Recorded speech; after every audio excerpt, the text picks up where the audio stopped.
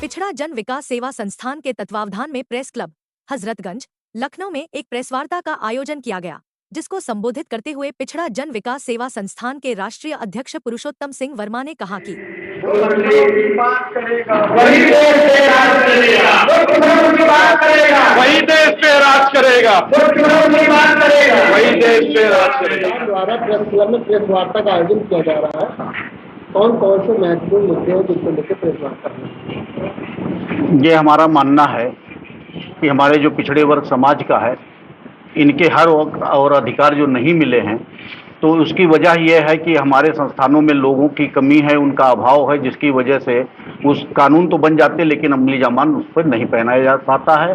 तो हम चाहते हैं कि हमारे लोगों को उस मुकाम तक पहुंचाने के लिए जैसे लोकसभा और विधानसभा में हमारे बैकवर्ड की सीटें आरक्षित की जाएं, और जब वहां हमारे लोग पहुंचेंगे तो सारे संस्थानों में इस व्यवस्था को लागू करेंगे, जिससे इनके हक और अधिकार स्वतः मिलना शुरू होगा।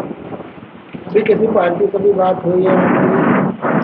यह सामाजिक संगठन है, इसमें तो सभी दलों के लोग हैं, जितने भी यहाँ पे आए हैं भिन्न भिन्न पार्टियों के हैं। ये किसी एक उसका नहीं है कि एक किसी पार्टी का हो, इसमें सभी समाज है और यहाँ समाज ही बोल रहा है। दल कोई हो लेकिन यहाँ पे समाज है और पिछड़े वर्ग समाज के लोग यहाँ पे इकट्ठा। जो पिछड़ों की बात करेगा वही देश पे राज करेगा, क्या कहना चाहिए? देखिए 85% जिसकी आबादी पिछड़े दलित की, उसको हम लोग अब उपेक्षित उस पर नहीं रख सकते।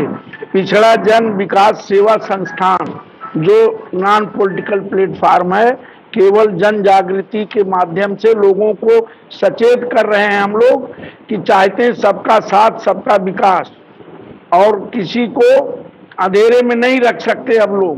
और दिल्ली में वही राज करेगा जो पिछड़े की बात करेगा। 100 में पावे पूरे 60। और ये संसोपा ने बाधी गांठ बहुत पुराना नारा है लोहिया जी का।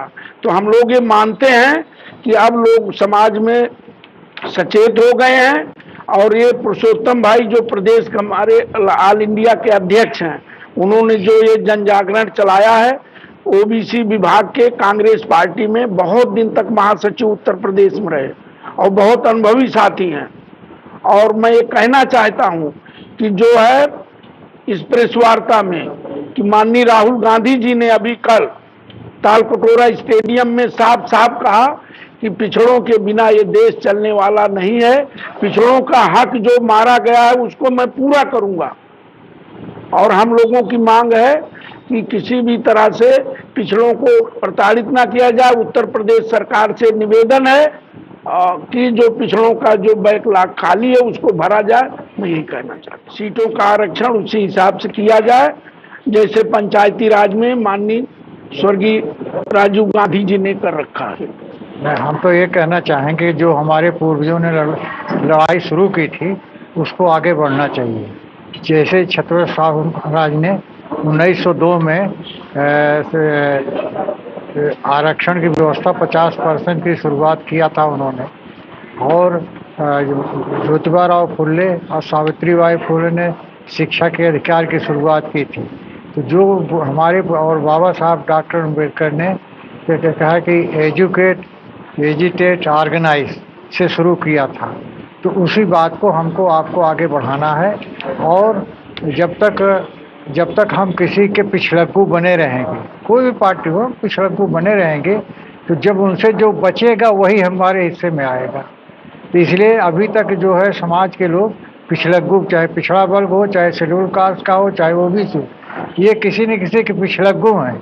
जबकि मामला बिल्कुल स्पष्ट है कि हमारी आबादी जो है 85% है, ये 10% मुश्किल से 10% हमेशा हुकूमत करते हैं, चाहे जिसकी भी सरकार बनी, लेकिन उसके लीडिंग लोग यही रहते हैं, चाहे बसपा की सरकार बनी रही हो और चाहे सपा की बनी रही हो, चाहे भाजपा की बनी रही हो। कोई भी सरकार जो बनती है तो लीडिंग प्रोसेस में वही 3% 5% जात के लोग हैं जो निर्धारित करते हैं, हमारे भाग्य विधाता बनते हैं। जबकि बाबा साहब डॉक्टर अंबेडकर ने आपको एक वोट का अधिकार दे करके ये निर्धारित कर दिया कि आप स्वयं आप अपना भाग्य विधाता है, आप अपने भाग्य का निर्णय स्वयं कीजिए और आपको एक वोट का अधिकार है, एक कीमत है और एक व्यक्ति है, तो इसको कोई सुप्रीम कोर्ट का जज आपको नहीं छीन सकता। तो हमने अभी एक वोट के मूल्य को समझा ही नहीं और हम बहक कर बट कर गुमराह होकर कहीं जाति के नाम पर, छुआछूत के नाम पर, अगड़े पिछड़े के नाम पर हम आपस में तो लड़ते हैं, लेकिन असली लड़ाई जो बाबा साहब डॉक्टर अंबेडकर ने कहा था कि जाकर अपने दीवारों पर लिख लो कि तुम्हें इस देश का शासक बनना। उन्होंने शासक बनने की बात कही है, जबकि शासक थे, शासक बनने की बात कही। शासक इसलिए कि जब एक वोट निर्धारित हो गया, एक वोट की सरकार बनेगी, तो एक वोट जब शेड्यूल कास्ट और बैकवर्ड का ज़्यादा है तो एक वोट के आधार पर सरकार अभी बनी ही नहीं। चाहे हम 70 साल के हो गए, चाहे जितने साल हो गए, हम एक वोट के आधार पर हमने सरकार बनाई नहीं, हम पिछड़ग्गू बने रहे। चाहे हम किसी भी पार्टी में रहे तो पिछड़ग्गू रहे और सदस्यता ले ली और हम अपने लाइन में, टिकट की लाइन में, कोई न कोई टिकट की लाइन में या पद की लाइन में हम बने रहते हैं। इसलिए मांगना छोड़ करके हमें देने की लाइन में आना चाहिए और देने की हैसियत में आज शेड्यूल कास्ट या बैकवर्ड है, उसे जागरूक होने की जरूरत है। पहले संविधान नहीं था, आज भारत का संविधान आपके साथ है और उसमें जो है छत्रपति साहू महाराज ने जो 50% आरक्षण दिया था, चूंकि वो शासक थे और इसीलिए बाबा साहब ने कहा कि जब तक तुम्हारे समाज के लोग शासक नहीं बनते तो तुम्हें पूरा अधिकार नहीं मिलेगा। लेकिन हमने तो नकल दूसरे की कर ली। हम 33 करोड़ देवता, 86 करोड़ देवियों के पीछे पड़े हैं और आज तक वो न दिया है न देंगे, लेकिन हम उनके पीछे पड़े रहेंगे। हम ज्योतिबा राव फुले, सावित्री बाई फुले, छत्रपति साहू महाराज, नारायण गुरु, संत कबीर, संत रविदास, इनकी बात को अब इनके जो हमारे बाबा जगदेव सिंह जो बिहार के थे उनकी बात, और आपके अर्जक संघ के यहाँ पर रामस्वरूप वर्मा जी थे, हम लोगों ने उनकी भी बात नहीं मानी। हम अपने बाप को बाप कहने में शर्मिंदा हो रहे हैं, हमको अफसोस लगता है, हिचक लगती है बाप को बाप कहने में, बाबा को बाबा कहने में। तो कैसे आपका भला होगा? आप बनाते रहिए संगठन, बात करते रहिए, लेकिन पिछड़ग्गू बने रहिए। इसलिए पिछड़ग्गू छोड़ करके जो बाबा साहब ने कहा कि आप जो है अपनी दीवारों पर लिखो कि हम इस देश के शासक हैं, तो तब जान लीजिए उस समय तो दीवार भी नहीं थी, जब थी तो तब उन्होंने बोला, तब दीवारें नहीं थी शेड्यूल कास्ट के पास या बैकवर्ड के पास, कायदे की दीवारें। अब तो चूंकि 70 साल आरक्षण लागू हो गया, बाबा साहब के जो संविधान में जो व्यवस्था थी उसके अंतर्गत जो है लगा। और हम तो कहते हैं कि युग प्रवर्तक बाबा साहब डॉक्टर अंबेडकर युग प्रवर्तक थे। माननीय बीपी सिंह साहब मंडल कमीशन को लागू किया, वो युग प्रवर्तक थे। राजीव गांधी युग प्रवर्तक थे, पंचायती राज में शेड्यूल बैकवर्ड और माइनॉरिटीज का जो है वो आरक्षण सुनिश्चित किया, ये युग प्रवर्तक थे।